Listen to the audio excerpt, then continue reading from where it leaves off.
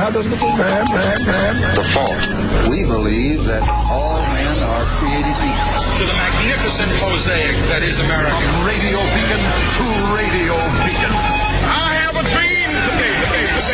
Change has come to America. Knock, knock. Who's there? It's a figment of your imagination. Randi Rhodes Show. Turn up your mind. I formally declare Donald J. Trump and Michael R. Pence the Republican nominees for President and Vice President of these United States.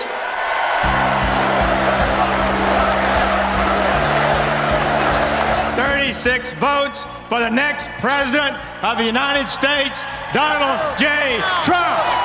We want Trump! We want Trump! We want Trump!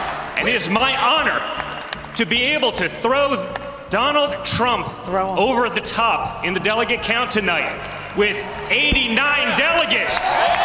Congratulations, Dad. We love you. I'm so proud to be your nominee for President of the United States. As to Hillary Clinton lying to the American people, is she guilty or not guilty?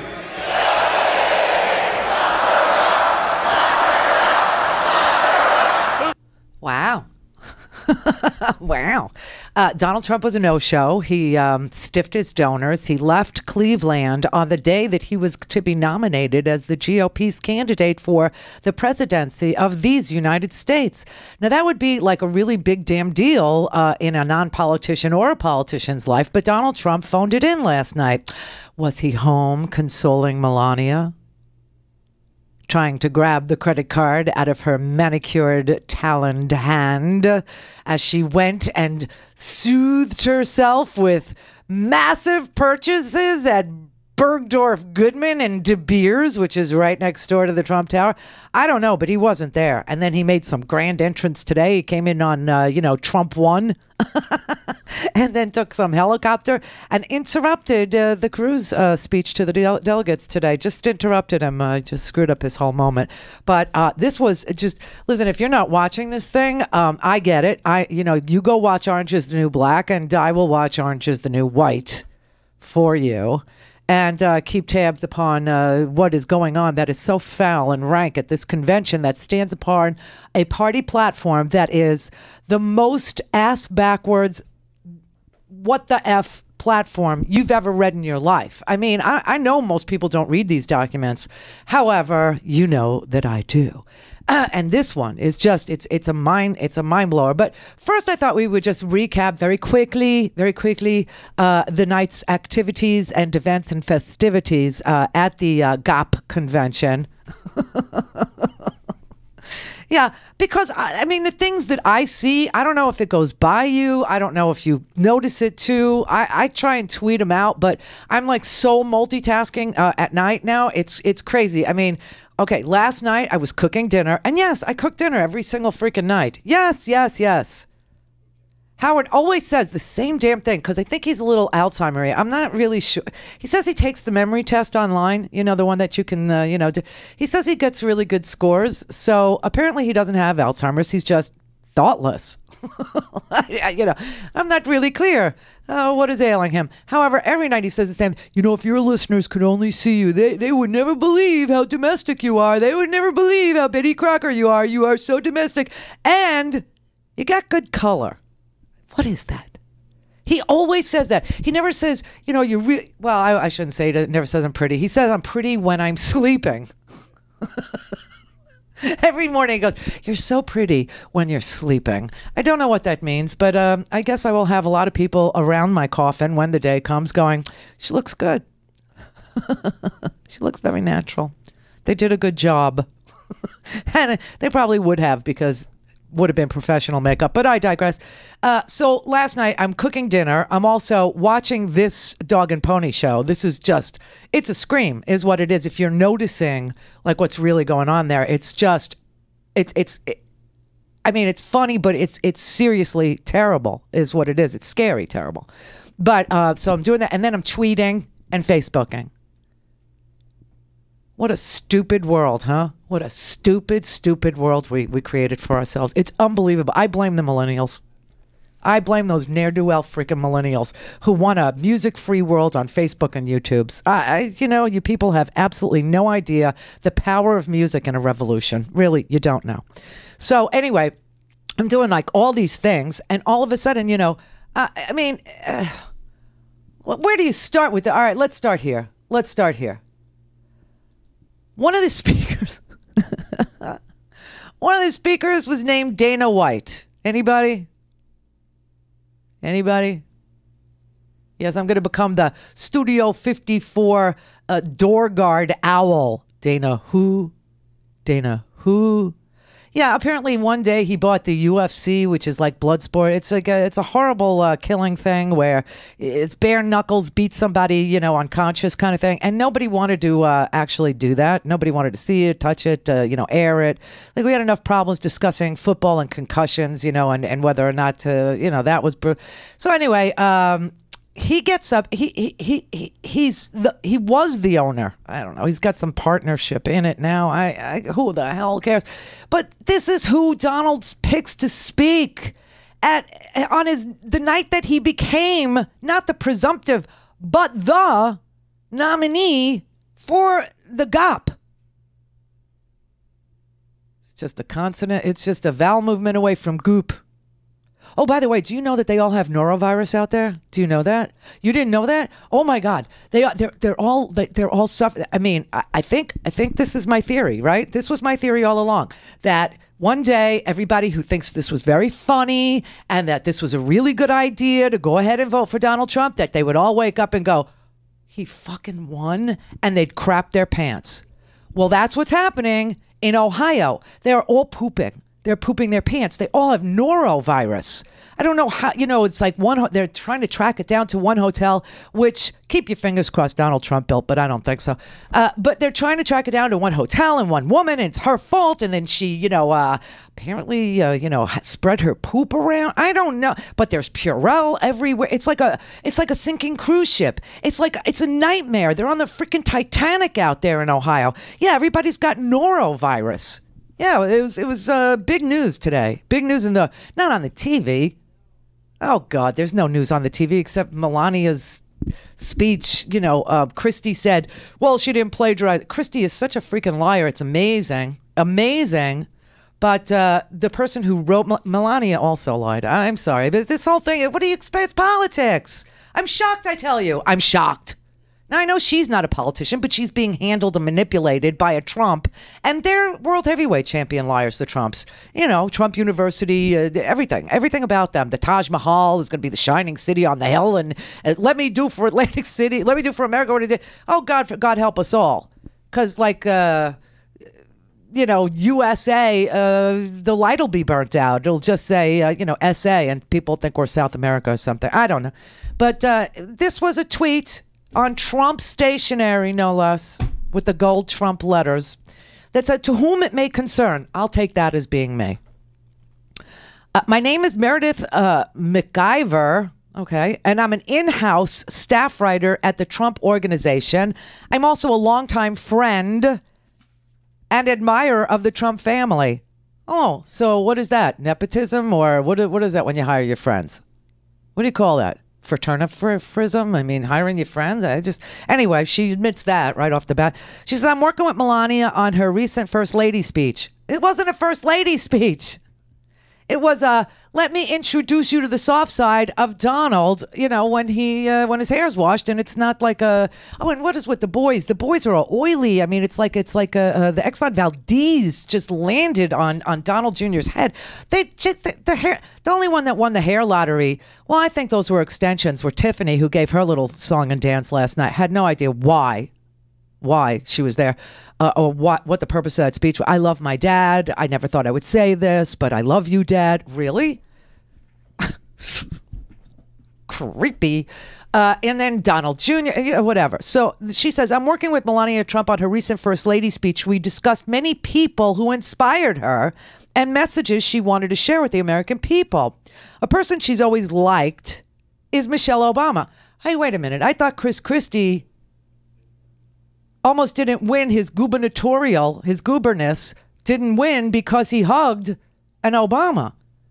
I thought that's like stepping in norovirus or something. I thought that was like off limit. I thought you weren't allowed to do that. Anyway, the wife of the GOP nominee loves a Michelle Obama. Wow, that's stepping in it for the GOP. Anyway, over the phone, Melania read this person, Meredith, she read me some passages from Mrs. Obama's speech as examples. I wrote them down and later included some of the phrasing in the draft that ultimately became her final speech. I did not check Mrs. Obama's speeches. This was my mistake. And I feel terrible for the chaos I have caused Melania and the Trumps as well as Mrs. Obama. No harm was meant. Yesterday, I offered my resignation to Mr. Trump and the Trump family, but they rejected it.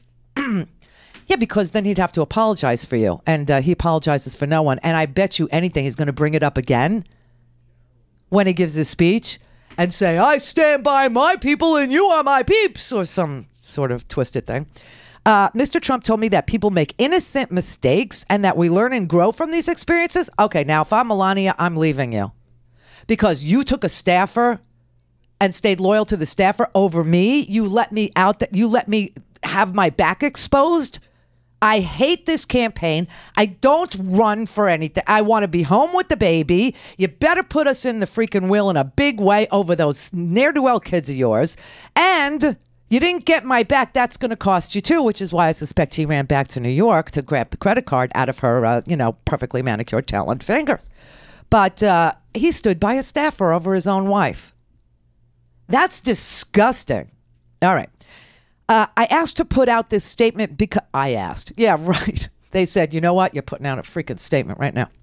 Because I did not like seeing the way this was distracting from Mr. Trump's historic campaign for president and Melania's beautiful message and presentation. It was Michelle's beautiful message, but it was Melania's outfit choice. And it was angelic. And if you like a puff sleeve, she's your girl. I apologize for the confusion and hysteria my mistake has caused.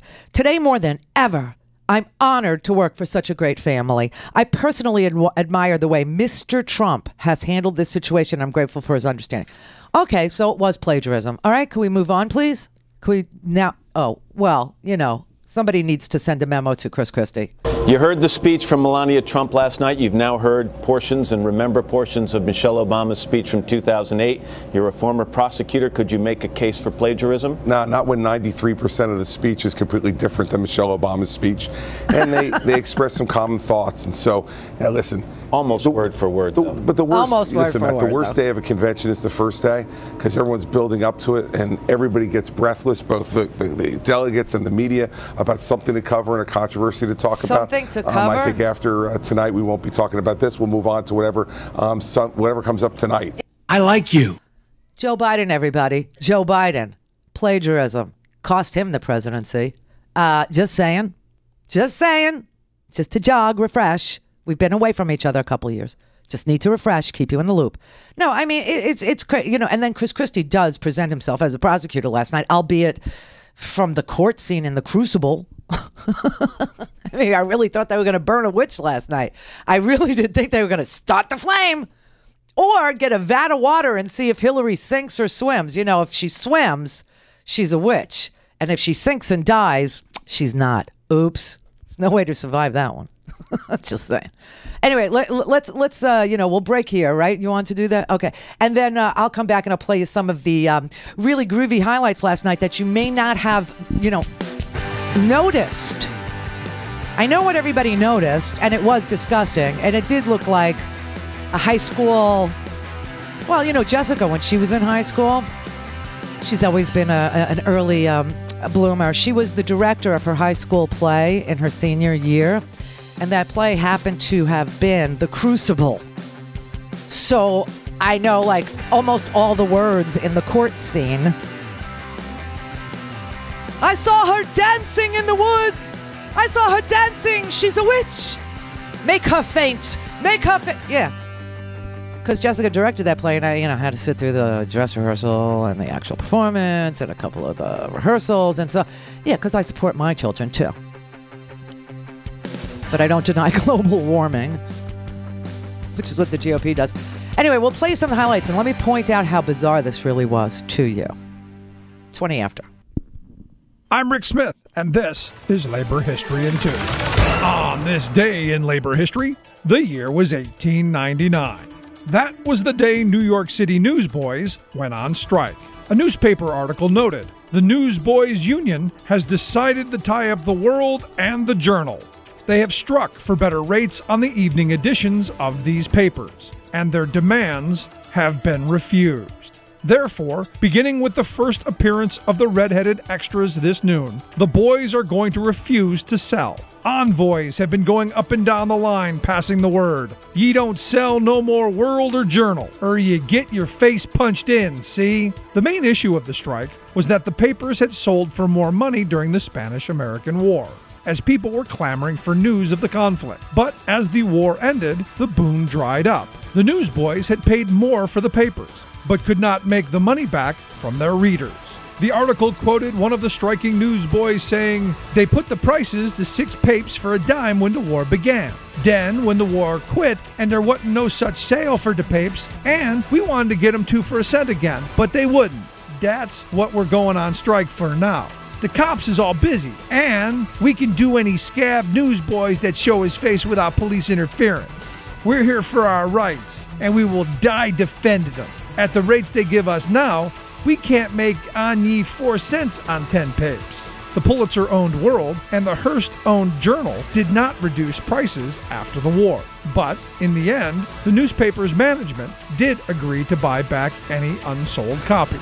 And thus the strike ended on August 2nd, marking a small step forward. Labor History in 2 brought to you by the Illinois Labor History Society and The Rick Smith Show. For more information, go to laborhistoryin2.com, like us on Facebook, and follow us on the Twitters at Labor History in 2. The Randi Rhodes Air Force. The Randi Rhodes Show is live on RandiRhodes.com and the free Progressive Voices app for Android and iOS. Visit the App Store or ProgressiveVoices.com now. Okay, so I was going to play you Dana White before I got sidetracked by the crapping their pants thing that is going on in Ohio, because they got the norovirus there, and there's Purell like everywhere. It's like it's like a cruise to Armageddon that they're on. You know, some of these people, they're ready for the world to end. Donald Trump's their guy. You know, they're ready. They're right with God. So you know what the hell? They got cute shoes and they're going. Anyway, one of the earlier speeches while I was still making dinner, I just couldn't even believe what I was hearing, was this guy, Dana White, who apparently is a fight promoter for the UHC or something like this, for some ultimate horrible fist fighting till your face is smashed in and you're bleeding on the TV or something. And he was invited to speak. Now, this is the strangest thing because he actually admits what I just said. Welcoming American businessman and president of the Ultimate Fighting Championship Mixed Martial Arts Organization, Dana White. What's up, GOP? Huh? Good evening, everyone. No one knew who he was. My name is Dana White. I am the president of the Ultimate Fighting Championship. Thank you. I'm sure most of you are wondering, what are you doing here? Yes. I am not a politician. Okay. I am a fight promoter. But I was blown away and honored to be invited here tonight. And I wanted to show up and tell you about my friend, Donald Trump. The Donald Trump that I know. In 2001, my partners and I bought the UFC, and it was basically considered a blood sport. State Athletic Commission didn't support us. Arenas around the world refused to host our events. Nobody took us seriously. Nobody. Except Donald Trump. Donald was the first guy that recognized the potential that we saw in the UFC and encouraged us to build our business. Human-animal hybrids. swear to God. So here you got a fight promoter. It is the weirdest. Okay, all right. Blood sport. It was so offensive. Nobody would open their arenas to us. Nobody wanted to, start this thing. Nobody believed in this sport because it was just frighteningly brutal and horribly bad.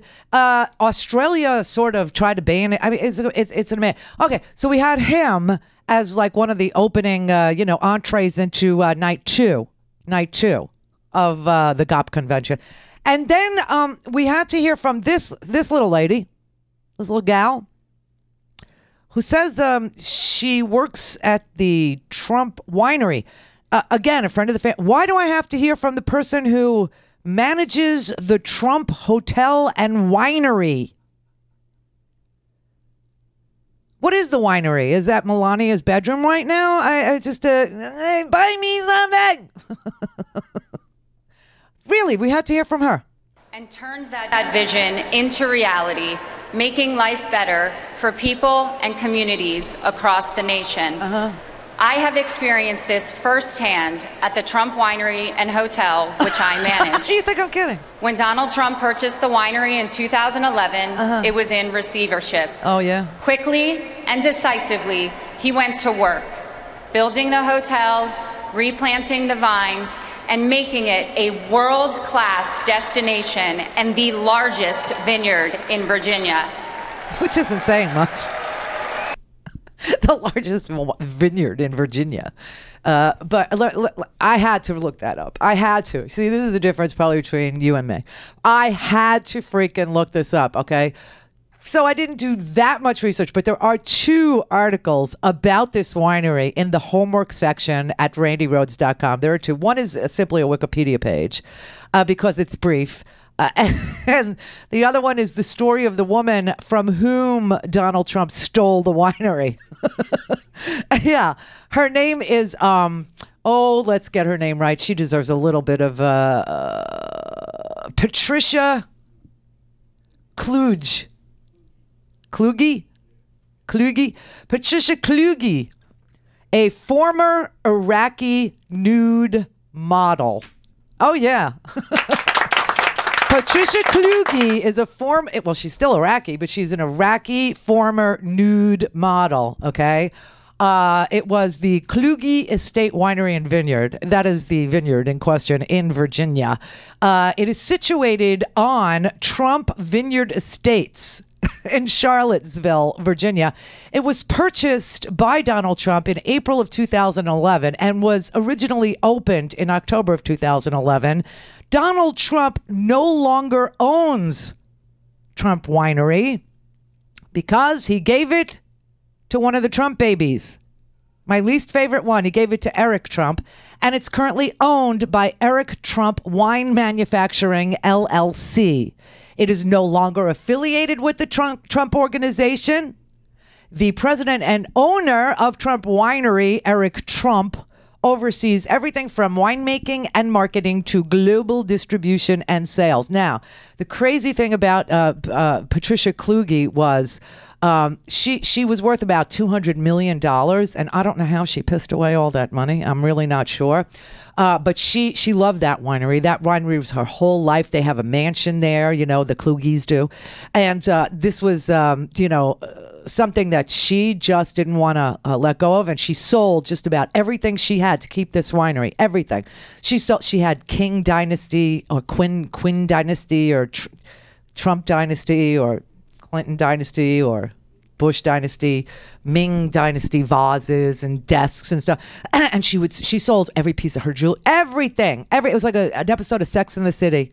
I don't know how this happened to her. She was such a smart girl like that. And then she blew her fortune developing this winery. She put everything she had into this, and she couldn't make it go. And so the winery was valued at about $16 million. That's what the bank paid for it at foreclosure. Donald Trump swooped in and he purchased it out from under her. Well, first he purchased the land around her winery. And what he did was he let all the grass grow, and he didn't, like there was no homeowners association or anything like that. And so he didn't clean it, and he didn't weed it, and he didn't mow it, and he just let it go to crap. I mean, it looked like pure hell, and made it even harder for her to succeed in her life's passion of having this winery. And after that, the bank took it because nobody would go to her winery because it looked like it had been condemned and closed. And Donald Trump swooped in, and he bought a $16 million winery for the low bargain basement price of $500,000. And then he gifted it to the Trump baby, Eric. You think he'll buy America too? I do. I think he'll bankrupt us and then buy the whole damn thing and run us like a business. A business in bankruptcy. But yeah, so I put two stories, one about the tragic life of Patricia Kluge and the little Wikipedia page there, so you can see. Now, why would they bring attention to this? Well, I mean, I guess they think that nobody's going to look it up, right? I mean, why else would they put her on the stage and say what a visionary Donald Trump is and that he bought it out of receivership? I mean, don't you want, I mean, I was like, okay, from who? Who would, who had a winery in Virginia that thought they could make a go of it? And turns out it was Patricia Kluge, a Iraqi ex-nude model. Damn. Yeah. You forget that Mesopotamia was a land of art and poetry. You do. You forget that because of Saddam. Yeah, but so that was one of the big. So far we have Dana White from Ultimate Fist in Your Face Championship. We don't. You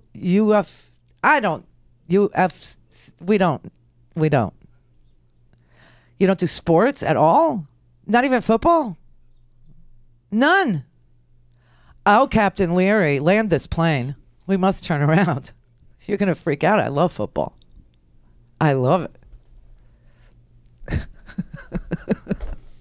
Only because the men are like wearing really tight pants. I mean, it's and a cod piece. It's but Bush ruined the cod piece for me forever. So yeah, maybe not this year so much. Anyway, so far we have a Dana White from Fighting Championships or some crap, and then we have the winery manager. She manages the winery for Eric. And leaves that out, that Donald doesn't have it. And the Trump organization has nothing to do with it anymore after he purchased it out from under Patricia Kluge and gave it to his son as a gift. It's a nice gift. Oh, God. Okay, and then we had an actual, this really stunned me and the Howard, I got to say. And, I've been really honest with you. The Howard, he's retired now, but he was a lobbyist, a big one, a huge one, a really, really big lobbyist. And so I made him quit because, did I ever tell this story? I don't think so. Oh, but I can now, can I? Howard's office in his big, giant Uber lobby shop on K Street, seriously, in Washington, D.C. Remember when I was broadcasting from there? It was to be with the Howard. And how do you think I learned all this about lobbying and lobbyists and what it is and what they do and how it works? And I went to all these parties. I went to every one of these. Howard thought it would be very funny one day. We were at this party at the biggest tobacco lobbyist that the kind they make the movies about, right? This guy's like a caricature of what you think the caricature is. He makes that look, normal. This is how crazy it is. And he had a party at his house. It was like, 80 degrees outside. He had the fireplace roaring. And it's a fireplace big enough to stand in. And so when you walk into his colonial mansion, you have to know that he's got this walk-in flight. Oh, so ostentatious. It was so ungapachkid, over the top and really nauseating to me. But I am a smoker, and so I thought, all right, somebody's on my side. I bet you could smoke in the house. You can't smoke in the house. It's like, hypocrite! But Howard thought it would be very funny if he introduced me to the guy who wrote the Telecommunications Deregulation Act of 1996. He thought that would be funny. And I nearly puked because I do have this visceral reaction to evil. I told you, I've been in a room with Roger Ailes.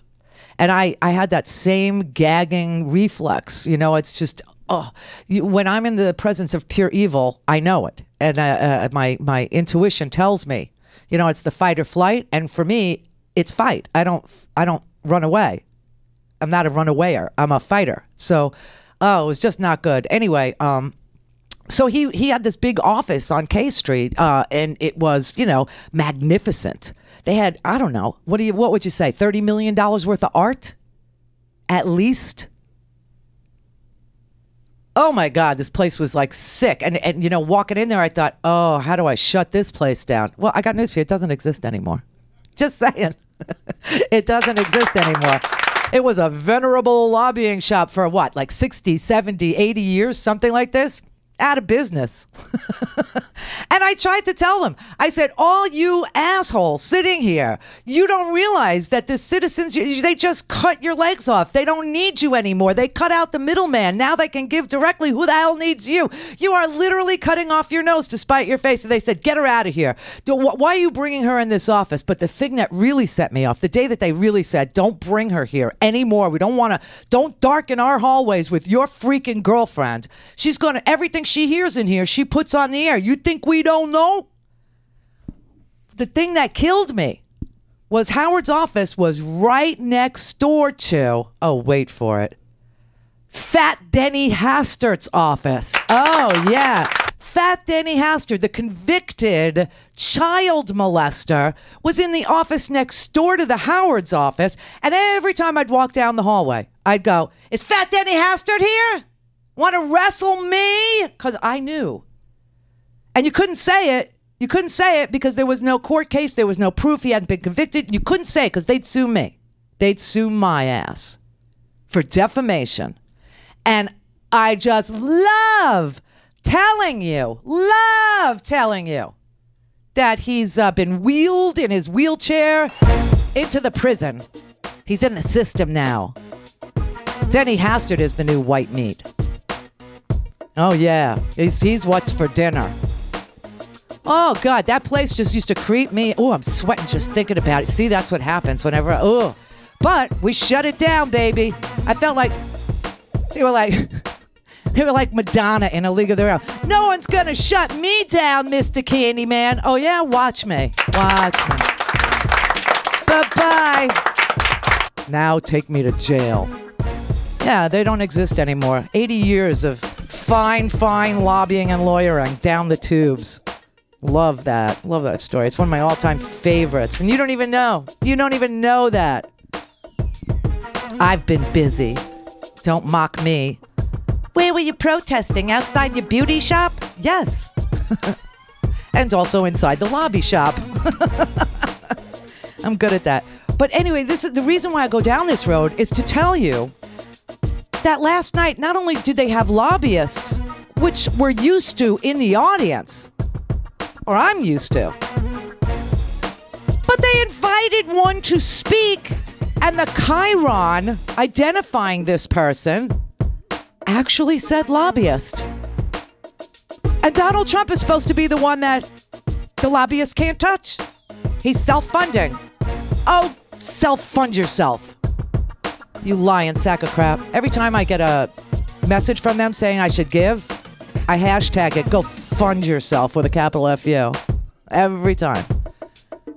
But they actually are now opening the doors and handing over the microphones and 10 million viewers to a freaking lobbyist.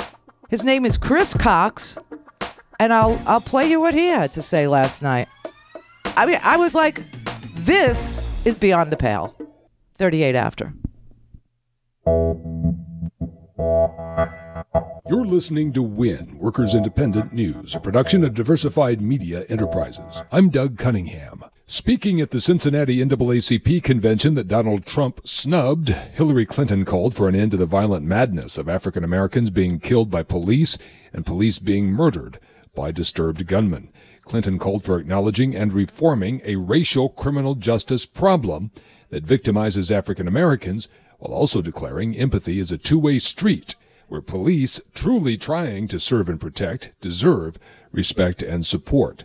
Clinton called for 3 million new voters to be registered in battleground states, and Clinton reminded the NAACP of how dangerous a Donald Trump presidency would be, citing an old federal probe of Trump's allegedly racist renting policies to drive home her point. It was one of the largest federal cases of its kind at the time, and when federal investigators spoke with Trump's employees, they said they were instructed to mark rental applications from black people with a C for colored. This man is the nominee of the party of Lincoln, and we are watching it become the party of Trump. And that is not just a huge loss to our democracy, it is a threat to our democracy. Thousands of AFSCME members from around the nation, including AFSCME President Lee Saunders, will rally Wednesday at the Trump Hotel, Las Vegas, calling for a fair labor contract for the workers. The workers formed Local 226 of the Culinary Workers Union in the face of fierce Trump management opposition. They voted in an NLRB election to unionize and then had to fight efforts by Trump Hotel, Las Vegas, to have the results tossed out. Now they're fighting to get Trump management to negotiate a fair labor contract. AFSCME says Donald Trump has made a career of enriching himself at the expense of working people, including his own employees, at the Trump Hotel, Las Vegas. As one billionaire stage manages what some have dubbed his cult of personality GOP convention, another billionaire is launching an anti-Trump political ad in California. Tom Steyer wants all women voters to hear Donald Trump's own words about women. You take a look at her, she's a slob, disgusting. I mean, both inside and out. I mean, I'd look her right in that fat, ugly face of hers. I'm going to be really good for women. Planned Parenthood should absolutely be defunded. Should abortion be punished? There has to be some form of punishment. For the woman? Yeah. Brought to you in part by the Alliance for American Manufacturing, working to build coalitions between business, labor, legislators, and activists. Information about our mission to strengthen American manufacturing and rebuild the middle class through smart public policy is available online at americanmanufacturing.org. You've been listening to WIN, Workers Independent News. For more information, visit laborradio.org. For a commercial-free, on-demand, whenever, wherever listening experience, visit randyrhodes.com for your personal premium podcast today. Buy a stinking podcast. Thank you. All right, so now, listen, I'm going to play you the whole, not the whole speech, but I'm going to play you like the introduction. I put it together that way so that you could hear how a lobbyist is introduced, so you'll always know.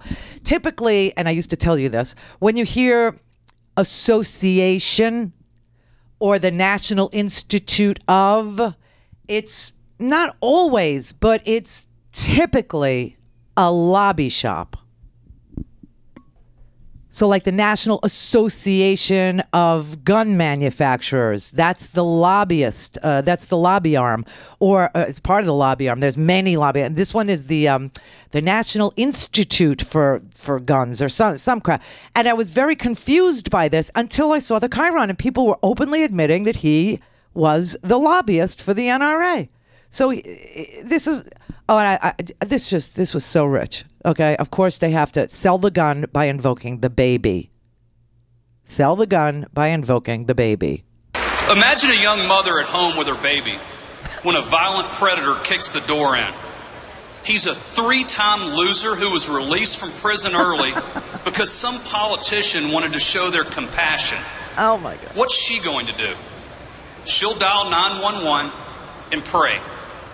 The police will do their best to get there quickly, but their average response time is 11 minutes. Wow. Make no mistake, this election is not about the next 4 years. It's about the next 40 years. So voting for Hillary Clinton or not voting is simply not an option. What's so outrageous is that for the rest of her life, Hillary Clinton will never even think about dialing 911. For the past 30 years, she hasn't taken a walk, a nap, or a bathroom break without a good guy with a gun there to protect her. Oh, for Pete's sake, did you have to bring up the bathroom visual? Really?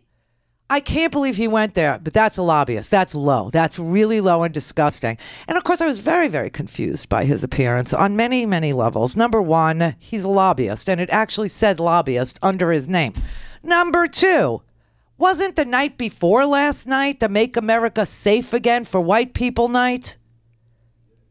So why is the gun lobbyist speaking on the, I guess it was Arbeit Mike Frey, I don't speak German, night, Make America Work Again. You know, last night's theme, why bother? Why even bother giving these nights themes? Last night's theme was supposed to be Make America Work Again. And we heard from Dana White, who owns Ultimate Fighting Champions or some swill like that. We heard from a winery manager. She runs a winery and a hotel for Eric Trump. Really? That's the job they created? That one? And then I hear from the gun lobby, not on safety night, but on working night. And I was all confused about this. I can't figure out that why are they even bothering, you know, having themes. There was not one thing last night about jobs.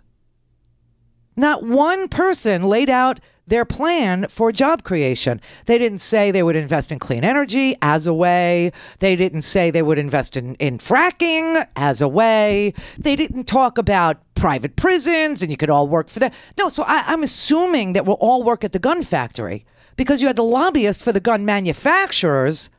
Yeah. That's the gun manufacturers lobbyist.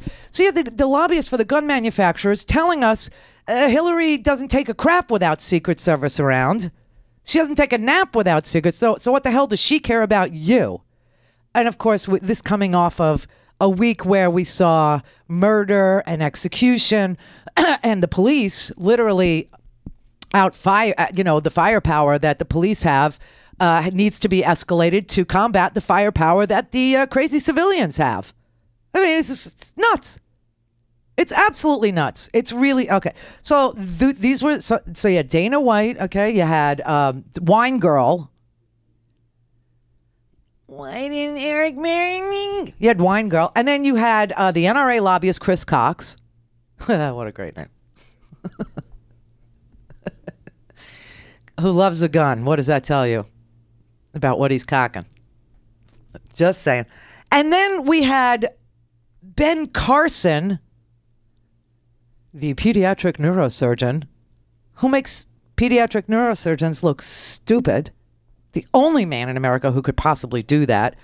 And this is where it all kind of gets really, really squirrely weird. This is where it gets all really crucible-y. This is where it gets like really bizarro world, okay? Check this out. Now, one of the things that I have learned about Hillary Clinton is that one of her heroes, her mentors, was Saul Alinsky. And her senior thesis was about Saul Alinsky. This was someone that she greatly admired and that affected all of her philosophies subsequently. Now, interestingly enough, let me tell you something about Saul Alinsky. He wrote a book called Rules for Radicals. On the dedication page, it acknowledges Lucifer, the original radical who gained his own kingdom. Now, think about that. This is a nation where our founding document, the Declaration of Independence, talks about certain inalienable rights that come from our Creator. So are we willing to elect someone as president who has as their role model somebody who acknowledges Lucifer? Think about that. Holy crap, man. She's the devil. She's a devil-worshipping, communist, pinko, socialist-loving, so whatever. Really, he was trying to link her to Lucifer through Saul Alinsky. By the way, if the doctor, the good surgeon, would read the newspaper or read the thesis of which he cites in his speech to link Hillary to Lucifer, then he would understand that the thesis was actually trashing Saul Alinsky's central point, which was Saul Alinsky was, organizing radicals by, his quote was, to rub raw the sores of discontent, which is exactly what the Republicans are doing. And Hillary Clinton, in her thesis, believed that runs counter to changing the system from within. That if you show up to serve inside the system, you could effect more and better change than you could rubbing the sores of discontent. And she also described that she had a fundamental disagreement with him, that she said he believed you could only change the system from outside. She thought you could only change the system from inside. I think they're both incorrect in their absolutism here. But she said that's why she decided to go to law school, because she felt that she could have a better impact on people's lives if she understood the system, if she understood the law, if she understood the Constitution, the democratic society in which she would have to operate. And it was also central to her thesis about poverty, and that she felt poverty programs were too top down, and that they should actually put the money in the community and let the people inside the community, because inside is better than outside, let the people inside the community decide how and where the need was greatest. That's what that thesis was about. Just saying. Had nothing to do with the devil. Sorry, just didn't. And Saul Alinsky's intro didn't either, but I'm not here to talk about Saul Alinsky as much as I am to tell you Hillary Clinton is not Lucifer, nor does she worship him.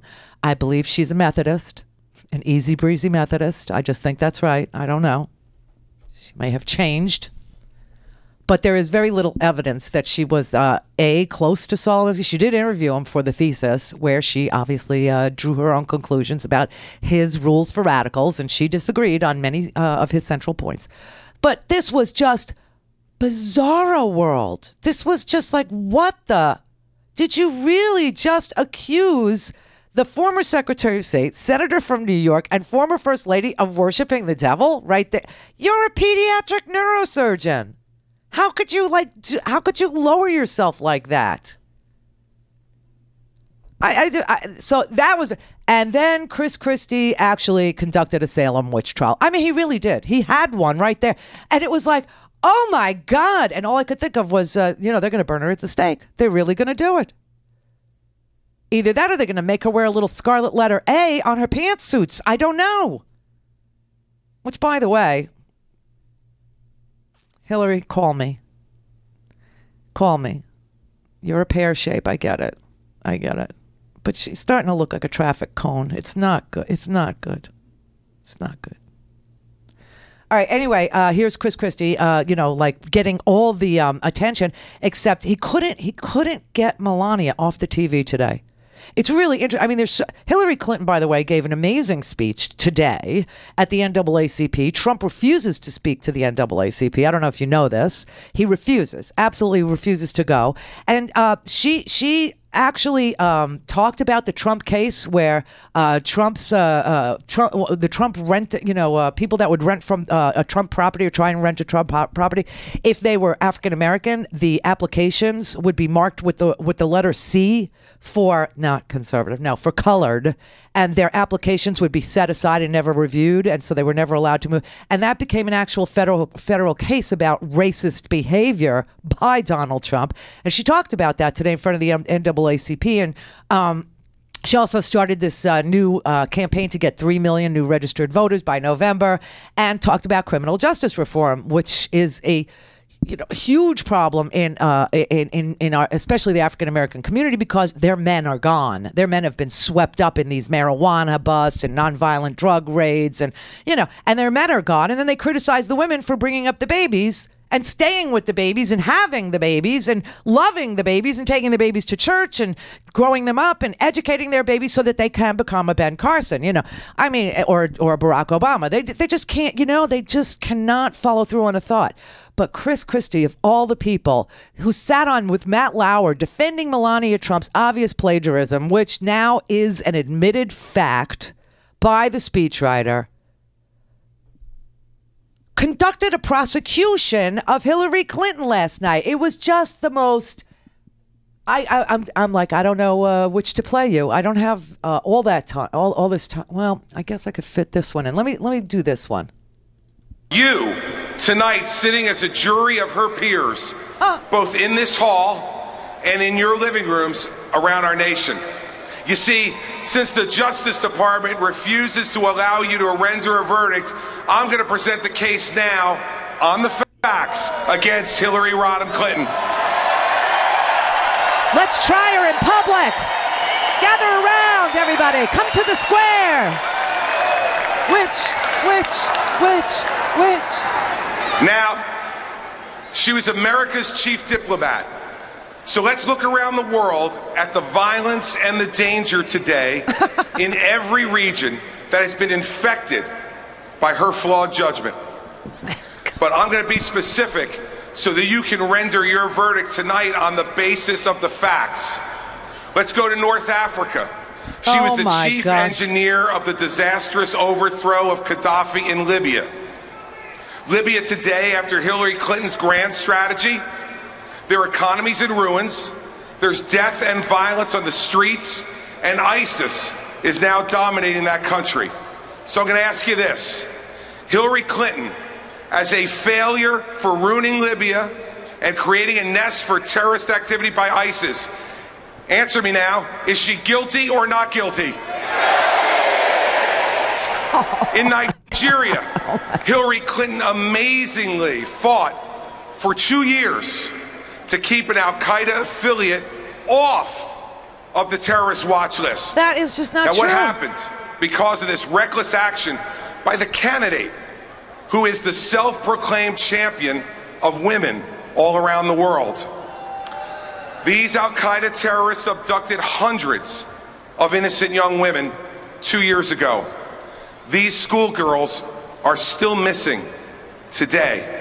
Okay, I can't take it anymore. I mean, really, right there, the two things that he just talked, those are just not true. I mean, Libya had, the Libyans overthrew Gaddafi. Just get that straight, okay?